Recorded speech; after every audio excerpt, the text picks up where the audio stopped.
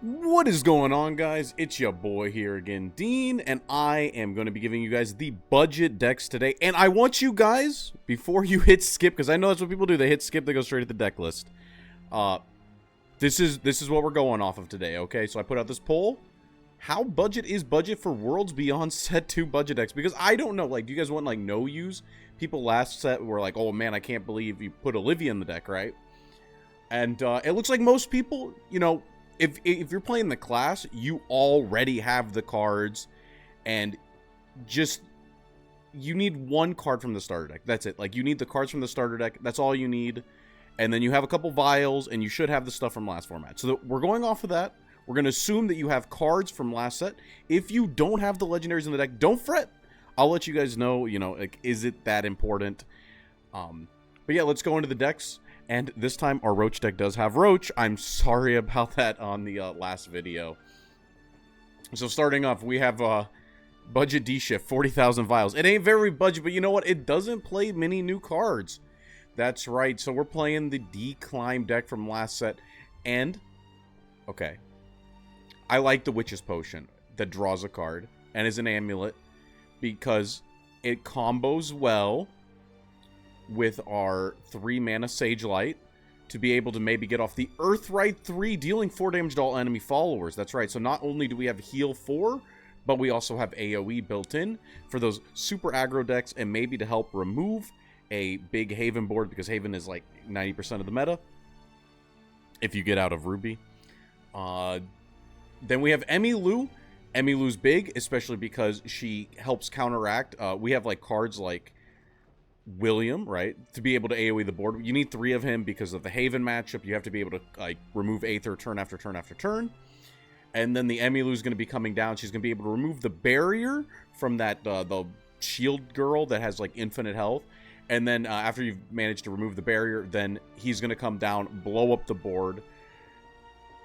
And then after that, yeah, you got Declimb. I mean, you're playing old Declimb. I think the card that you might cut, but I'm a little afraid to, is the Blaze Destroyer. You could, like, slot him out for more removal if you fight a ton of aggro. I'm only playing one of the Miss Miranda because I think the other cards are just a little bit better. And we slotted in 2 Burgent Rejected Arts. This is the one that summons the new card, the Onion Patch. You get 2 of them. They're 1-mana 1/1s that have Rush and Spell Boost your hand. And then on on Evolve, you also get a Crest, where at the start of each turn, you're going to get an Onion Patch, so you're going to be able to get, like, 1 damage somewhere, and then you're also going to be able to Spell Boost your hand continuously, so it's not going to feel as bad when you draw the Declimb after playing a bunch of Spell Boost cards. You're going to get that little bit of Spell Boost turn after turn. And then, of course, you have the Cocytus, because Haven otherwise can drag on the game literally forever, so you want a way to stop some of the slower decks. And hopefully you can just, like, out-resource the aggro decks with the 3 Sage Lights. It's a little rough. But I think this deck is still in a really good spot in the meta. And so, yeah, I mean, what's more budget than just playing the deck you already have, right? We've had a month, and so hopefully you've managed to build it. It is an expensive one, but, I mean, it is what it is. Next up is Budget Puppet. I think that Puppet didn't gain any new cards. In the starter deck, though, we did get some... Puppet didn't gain that many new good cards that you need to, like, play, right? You can play the Odin in to help get face damage, but we're assuming that, you know that Odin is good in the deck, but you don't have the vials for it at the moment. You're building towards that. Just move some cards around. The big inclusions, the new cards from the old deck, is I like the this thing, Jafar. Jeffnar. Yeah, that one. Enhance 5, he's going to evolve. He's going to be like another copy of Fighter. Just more removal that doesn't require an Evo. And then last words, you get to deal 4 damage somewhere. It's another 2-drop to be able to hit board. I hate Ruby. I hate that she, like, you look at your hand, you know what's in your hand, and you replace something in your hand with something unplayable. I just don't like Ruby. I like this card. It's going to be giving us a little more sustain, a little more removal throughout the game. So, definitely slide that in. It's a 2-drop, so, you know, the good thing about this deck is usually ticking up turn 1, slamming down a 2-drop, and then 2-drop again, and then 2-drop again. Value trading, beating down your opponent, and then ending with an Orcust. The new legendary, we get one of it in the starter deck, is going to be Zwei, Symphonic Heart, Fanfare. We get to summon a Victoria, which is a 6/1 that has, like, when it attacks, it deals its attack to the enemy follower. So more removal without an evo point, and whenever an allied puppetry follower enters the field, give it ward. I don't really know what this does. It means that your 6/1 dies like 100% of the time. Like, you can't really protect it. This card is okay. I think this card is actually, like, not good at all. But we get one of it in the starter deck, and it is removal without an evo point. So we are playing it. But yeah, definitely don't feel like you need to craft this card, because I don't think you do if you're playing Puppet. So you think you're in an okay spot, even without it. We're still on 3 Sylvias. I think this card can be cut. I don't like Sylvia in general, but I guess the heal and the double removal is pretty good. And then we have 3 Synchronous Hearts. This summons a Lloyd and a Victoria. So you get the Lloyd, and then they can't attack. Sorry, they can't select anything else except for it with abilities. And you get the Victoria to be able to clear something. So just more clear. 2 huge bodies for 6 mana. And just, yeah, keeping up the pressure. Doesn't really combo with anything, but I think the idea is that you're just, like, you know, pressuring your opponent. You're not using your evo points. And then you get to save them all for the Orcuses and for the Liams. Otherwise, you do lose. Which is why I think, like, there's a card to cut. It's probably the Sylvia. But she does heal, so that is kind of important. It's a little rough. Next up, we have, yeah, the budget. I am we put the control deck. The control deck's doing okay. The control deck for Abyss is actually doing pretty good. It's very expensive, though, with the new cards, right? I think people ended up on Yuzuki. The Chiron is actually good. But you know what? And if you're in Ruby, I cannot beat this deck. This is budget Abyss, 32,000 vials. Hoping you have the Cerberuses, hoping you have the Olivias, and hoping you have the Argavis. If you don't forget, you can just, like, not play them. The Cerberus isn't really necessary. Odin is a huge improvement for the deck, by the way, if you don't have it. But let's get into the card by card, the new cards at least, because this is like a completely different deck than we've went over before. So we have Lilith, the Enchanting Succubus. This is a 1-mana 1/1. Last words, you add a bat to your hand. Bat's a 1/1 with Drain. We've never really talked about Bat because it hasn't been very good. And I still don't even think it's, like, the good part of this deck, obviously. We have the Cultivator of Malice, 1-mana 1/1. Last words, add a Ghost to your hand. That's 1-mana Storm. Okay. So we're getting a bunch of, like, 1-mana cards to our hand off of our 1-drops. We put down a 1-drop. If it dies, boom, we get another 1-drop. 3 Mummies. I mean, Necromancy 4 hits face with Storm. People are actually on this barrel. This barrel card is so messed up. I think it's because of all the other stuff that's going on. Like, last set, this didn't have the support it needed. 2-mana 3/3 Fanfare. You take 3, and on evolve, you heal 5. I've seen this evolve actually used defensively. But yeah, no, just you tick up on 1, you play this down, and then it probably sticks like 6 damage to your opponent. Huge aggro card. Yeah, this thing deals 3 damage. You take 2. That's Brazier Claw, broken. New card is the Winged Servants. 2 mana, you summon 2 copies of Bat, which is the 1-mana 1/1 with Drain. Okay, so notice we get a little more healing in this deck. And then we have the Arl, Moonstruck Vampire, 3 mana Fanfare, summon a Bat, and whenever an allied Bat enters the field, give it Storm and deal 1 damage to your leader. So the way this works is you play this thing down, your Bat pings you for 1, you get to heal 1 off of it. If you evo, you get to heal 3, right? So you get a little bit more healing. This was in the last set as well. It just wasn't good enough. And now we have cards that, like, help bring it together. We have the Balto, the Dusk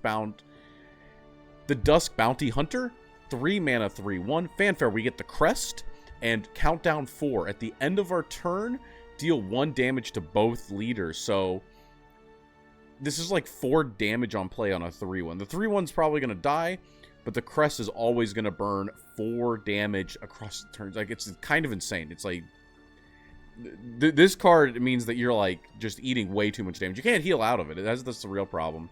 I've yet to, like, heal out of range of this deck.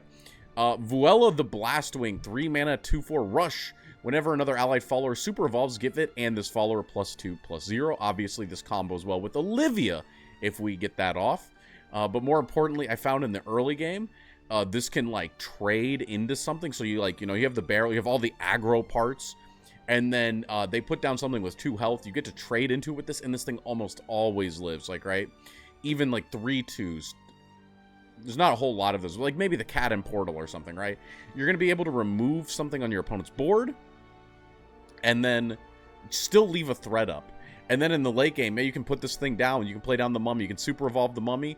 Boom, the Vuela goes to 4. It's able to clear a ward. The mummy gets in face. Huge push. It's kind of insane. Next up is we have the Shadow Crypt Memorial, right? You get the 2 ghosts. The ghosts have Storm. Obviously, you get to store your storms up for later. And it's going to combo well with our next card, Excella, Nocturnal General. 4 mana, 1/3. Fanfare, give this follower +X+0. X is the number of other allied cards on the allied followers on the field. Deal 2 damage to your leader. And it has Storm. Honestly, when I first read this card, I thought, how good is this? You know, in another deck, this would not be very good, but you are putting so much pressure on your opponent. This thing comes down, it hits like 3, it hits 5. It doesn't matter. It hits enough that your opponent's dead. That's what's important. It pushes your opponent's shit in turn after turn after turn. And if you have this thing on the board, you're not even reliant on keeping a board up. You can just, like, pop this thing, slap down a ghost from your hand, slam this thing down, evo it. It's 3 plus 4 plus, like, 2 with an evo. 7, that's 9 damage. It's like, it's fucking turn 5. It's turn 5, you just push 9 damage. It's unbelievable the amount of aggression you have. Aragave, because he blows up the board, which is defensive, but then he kills you and your opponent, which is offensive. Very annoying to deal with this because it's you're already so pressured throughout the game that it's like impossible to have a board that's wide enough that the Aragave is not clearing it by this point.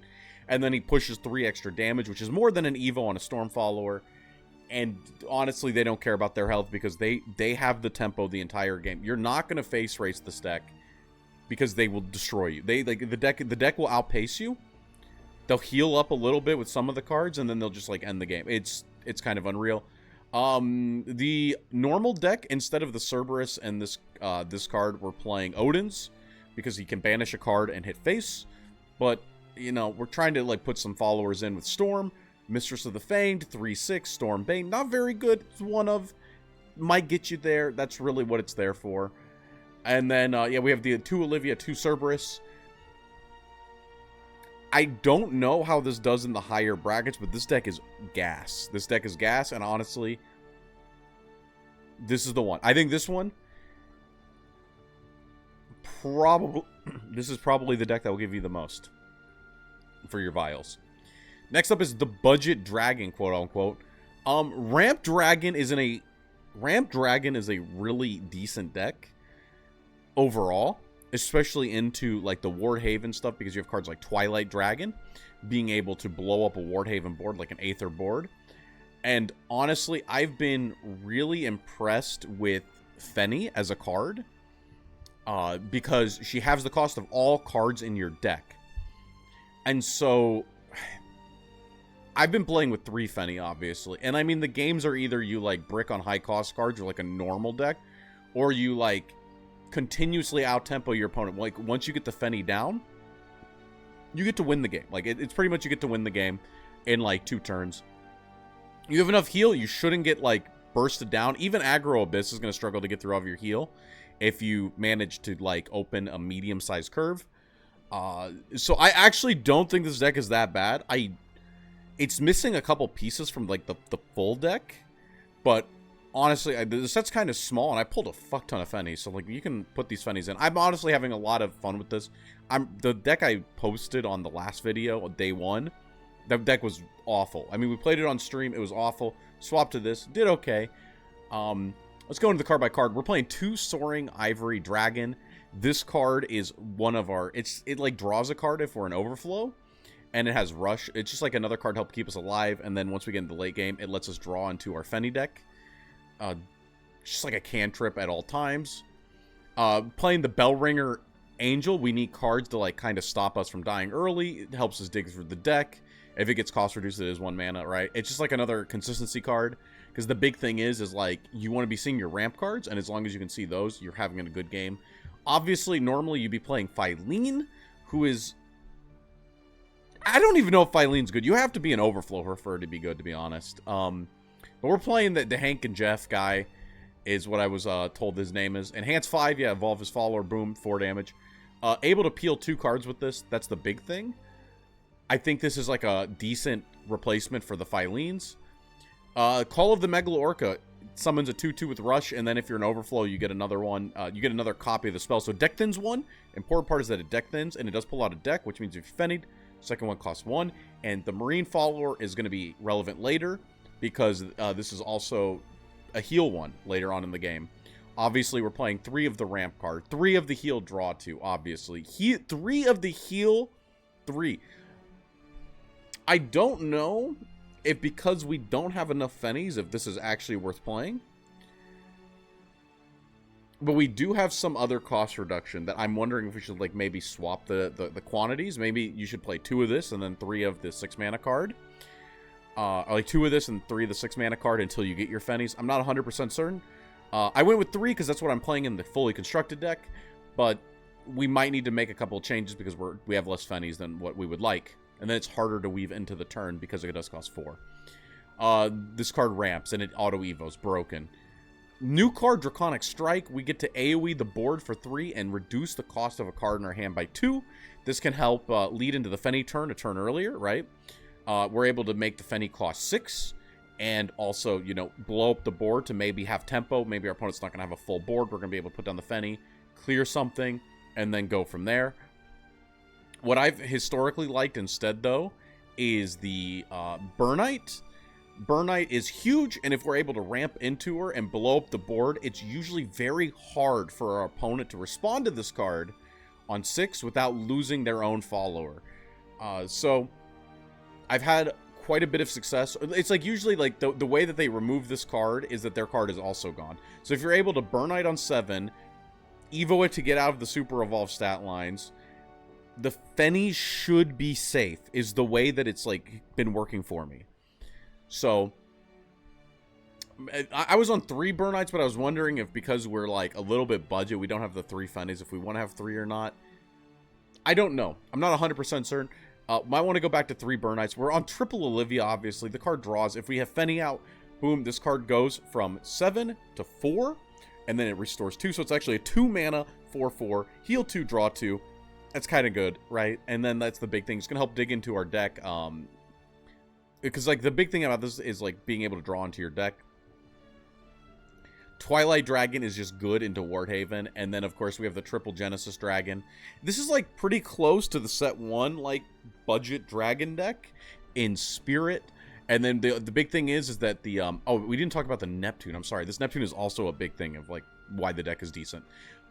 Neptune Arbiter of Tide, 7 mana, 5/5, and Crest gain, Fanfare gain the Crest, and the Crest says whenever a Marine follower enters your field, restore 1 defense to your leader, and the Marine follower is the Megalo Orca, and it summons 2 Megalo Orcas on play and 2 on Super Evo. So this is a heal 4, what is that? It's 8/8 worth of stats that all have Rush on top of this thing being an 8/8. So it's 16/16 worth of stats to be able to turn the board. Turn 7, once again, if you ramp into it, so this is like the opposite.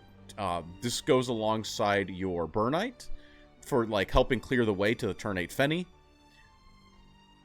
Really insane once it gets the cost reduction as well. Like a lot of these cards are good on their own, but then once they get the cost reduction, they're super good. I'm like a little iffy on this one, like I said though, because I don't know. I think this one is like one that you like slowly grow into. You should just get the 3 Fennies, to be honest. But I think that you could probably send games as is if you really want to play some Dragon and don't really care, you know, if it breaks a little bit.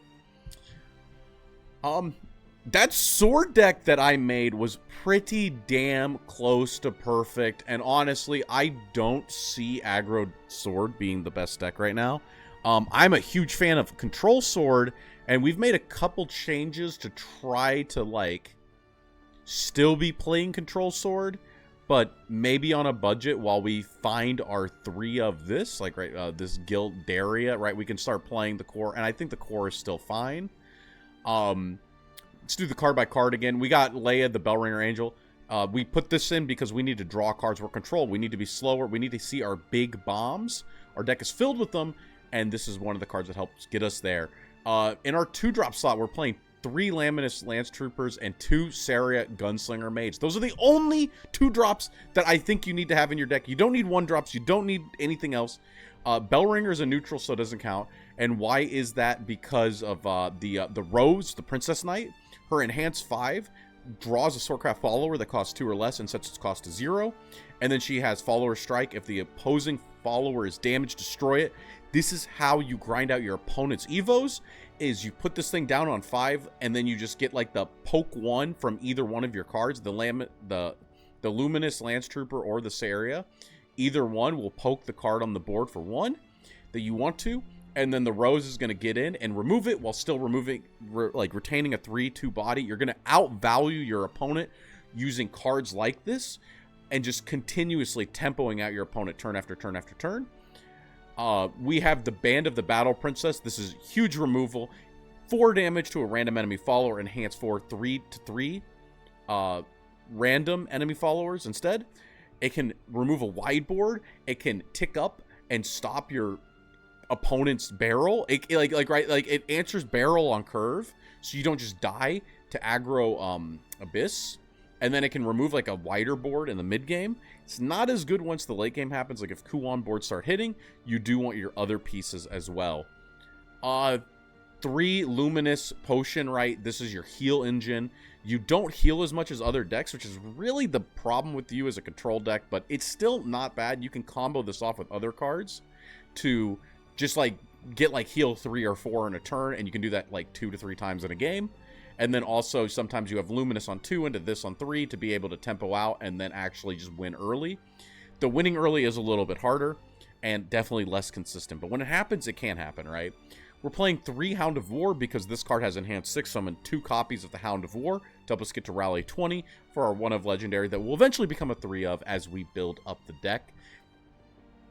And honestly, this is just it just removes something big on curve. That's the big part about it. And then, yeah, it scales really well late. Gets us the rally. We're all about value and not using our Evos. That's how we're going to like grind people out of the game. We're playing 3 Gelts. This is the inclusion because we don't have the full deck. And honestly, I think the card's pretty decent. I'm like honestly thinking this might be better than Zirconia after playing it some. 3 mana, 3/3, so just a vanilla. Has Ward, and at the end of your turn, if there's a super evolved allied follower on the field, give all allied followers on the field +1/+1. This might even be, like, alongside Grimnir, this might be a pretty good card. Maybe not as a 3 of, maybe once you build up the deck, keep him as like a 2 of. Of course, we have the Rose as a 3 of. I was not on this card originally, but I've been playing with Zirconia, and I think Zirconia is not very good. But I didn't want to cut her, right? It's like this thing where I don't think the card is good, but sometimes you're going second, you get to go Zirconia. Card feels insane, and you get like these huge Zirconia boards. But sometimes it's like you're trying to outvalue your opponent. Your hand has 3 Zirconias in it. You're like, how the hell do I get rid of these? I didn't draw her until a little bit later, and then they kept coming for my Amelias. So I think that this, because it combos with the Potion, right? Combos with the Luminous. It can still buff our board. It can still just summon guys on curve.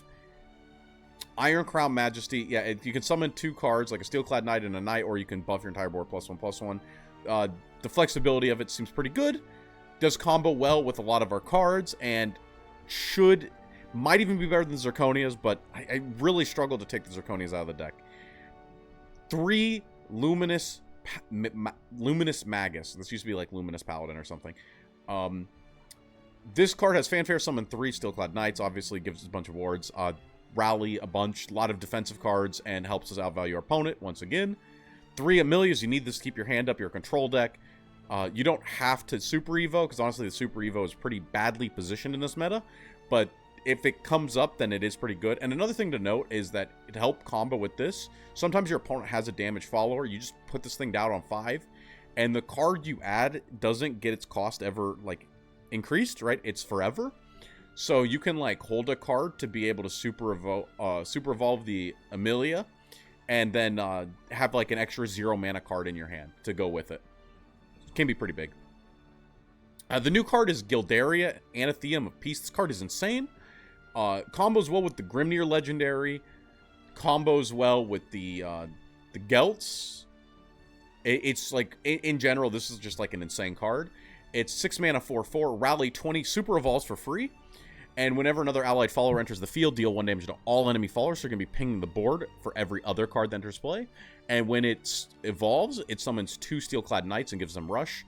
Basically, this thing comes down, it blows up the board. You get a huge board. If you have the Grimnir Crest, you can also AoE the board quite a few times. This means that Sword has an unbelievable grind game. You can grind out Ward Haven. I've had 18, 19 turn games against them where you just like play through triple Aether or triple Wilbur. You play through everything because this card is just so good. As long as you don't get like skamazed early by like ultimate perfect hurt from going second. Going second's so strong in this game, by the way. Like they sometimes like tick up Seiria into like the 3 wards and you're just struggling from the early game. As long as like that doesn't happen and you get like through the little bit at the beginning, this cards like this, if you have especially 3 of it, and plus the Grimnir Crest, are going to be able to like tear through people. And even without it, you should have like decent success in the lower ranks. 3 Geno, because once again, we're just putting threats up. Boom, boom, boom. We're able to remove our opponent's board over and over and over again and just grind them out. And he's got Rush, he summons cards. And then this card is disgusting. It summons like 5 things for 8 mana. We don't need Albert, because honestly, Albert's like kind of poor positioned. Like, again, you could put him in the deck. I just find that he's like kind of a brick.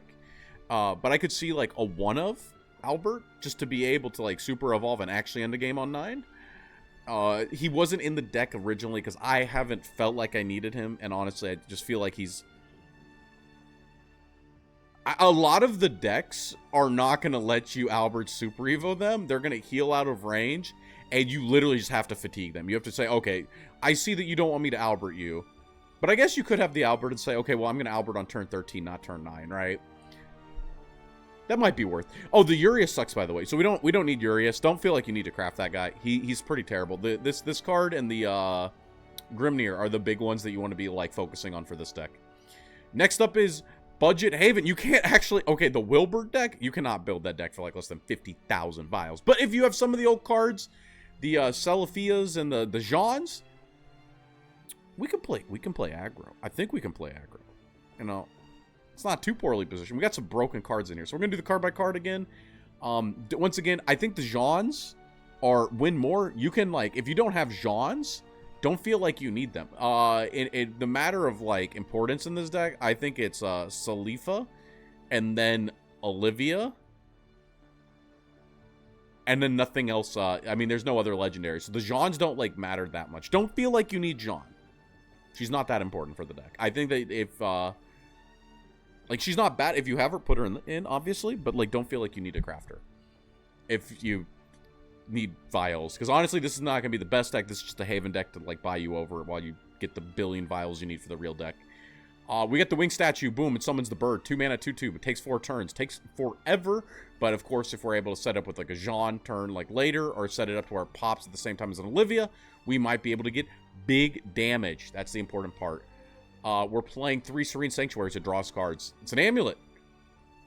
Filled out to peel off the garbage that's trying to kill us. 2 Dark Sides. This is going to be able to give us bigger reach in the late game. Like we said, if the bird pops, we have the Olivia Super Evo. We select a follower on the field and give it +2 plus or -2. So, boom, bird pops. It's a 2/2. Olivia Super Evo 5. This card 7. Olivia Swing, that's 8 face damage on 7. And you got to do all of that for the 7 mana. It can double as removal. Usually that doesn't matter. But like maybe you've like ticked up a menu early. You know your opponent doesn't have it out. Boom, you get to dark side your card. It's just there to be cheeky because honestly, you're going to need to aggro your opponent out. And this is going to help you. Triple menu because the card's broken. Your opponent has to deal with it. And whenever you engage an amulet, it gets extra attack for the turn. And of course, the Dark Haven Grace is coming back to sit on your board, heal you up, buff your cards, give you those big pushes, especially early with the menu or maybe with the bird. It's going to help you get there. It's going to help you get there. And then, of course, we have 2 of the Pact of the Beast Princess. I think this card's like mid as hell, but it's in the deck. It is an amulet. It summons a Holy Flame Tiger to help trade with the board. Especially on our key Evo turn. So I guess it's not the worst card. We have 2 Ronavero. This is the ambush guy that we get to kill a card on Evolve. And then he gets to sit on the board and then get the 3 face.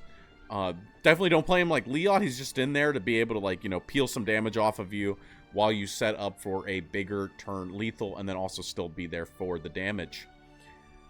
2 Avian Statues. If you can manage to put this out on 6, it does curve perfectly into a Jean. And anytime after 6, you can just pop this for 4 to 7 damage, depending on if you have Evos or not.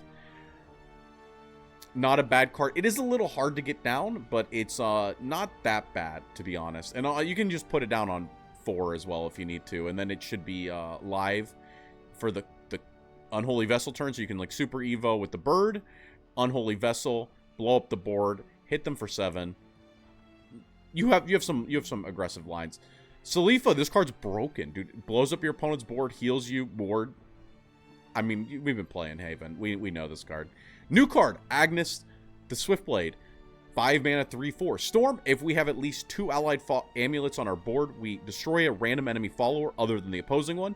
So if we have to attack in with this, we get to pop the other card. If we don't have to, if we go face with this, it still procs, it is strike. So if we attack our opponent's face, we get to blow up a random card. If they only have 1 card, we're able to, like, you know, ignore their card, boom, go face, and then blow up their threat. Really good aggressive card, especially for our game plan. 3 Chows because we need to blow up the board. 2 Olivia's because Super Evolving our cards is broken. 3 of the Sacred Griffin because this is our closer. 8 mana, 6/8. Whenever you engage an amulet, give this follower Storm. This is our turn 9 closer for like 10 damage. And then the Jeans to blow up the board. Combo with this. I don't think it's the most important, because hopefully we can like win without some of these cards. But it's not bad, but it's not good, right? I think it's weird. Next up is Budget Roach. I'm gonna be honest with you guys. This is at the bottom. It's pretty damn close to the list I posted last time, except for the fact we have. I think we just, yeah, we took the Goblin out and a couple other cards. I think this deck is horribly positioned. If I've been on ladder, I am getting destroyed at the moment by the Wardhaven. The Wardhaven deck is like everywhere, and if you're not able to go toe-to-toe with it, Aether Super Evo is better than your deck. I'm just going to say that much. It's better than your deck. You're never winning. Wilbert, this Roach is never connecting. So if you are higher up on the ladder where people have full power Wardhaven, this deck is unplayable. And honestly, this is the kind of deck that if you're new to the game, I cannot recommend you as a player. But the Fairy deck needs tons of legendaries. This deck is still cheap. It's just horribly positioned at the moment, and I don't know if it's going to get better. But yeah, we'll do the card by. We'll talk about the new cards. I mean, it's Roach. We talked about Roach. We've seen Roach, and the big new cards are we have 3 of this card. Ambush from above, 1 mana. Do this 1 time. Deal 2 damage to a random enemy follower. Combo 3. Do it 2 times instead. Bro, the barrels have 3 health. The fucking Exelias have health as well. So you need this plus the fairies to like trade into the aggro Abyss deck. I bet this is like okay in aggro Abyss. Maybe. Because they hurt themselves enough that your Roach should get like lethal on turn 5 or 6. They're just like kind of insane. So you might be able to beat that. We took Lily out of the deck because Lily is horrible in this format. The thing that's going to beat you is going to be an Aether Super Evo, and so it's like not even worth... since you have an auto-loss matchup into that deck, the Lily's not like really doing a whole lot, and she's already like kind of awkward to thread in, so it's better to just like focus on your early game removal, focus on your early game combo, and just focus on the strengths of your deck and not like the negatives, right? Garden's Allure, 2 mana, fuse Forestcraft cards, draw a card. If you fuse to this card, draw 2 instead. The big thing about this is hand management, because we got the triple Godwoods, we got the triple Glades. I mean, if you've played this deck before, you know, sometimes you got two Godwoods, 3 Godwoods in hand. Deck feels fucking unplayable. You're like, how do I get these on the board? I need to play 3 cards so I can draw, but I don't want to put this card on the board. And you feel like you're starting to lose, right? A game's starting to slip out of your grasp. This is more consistency because you dig deeper into your deck, but also it's hand management because you can fuse infinite cards to this, but only once per turn.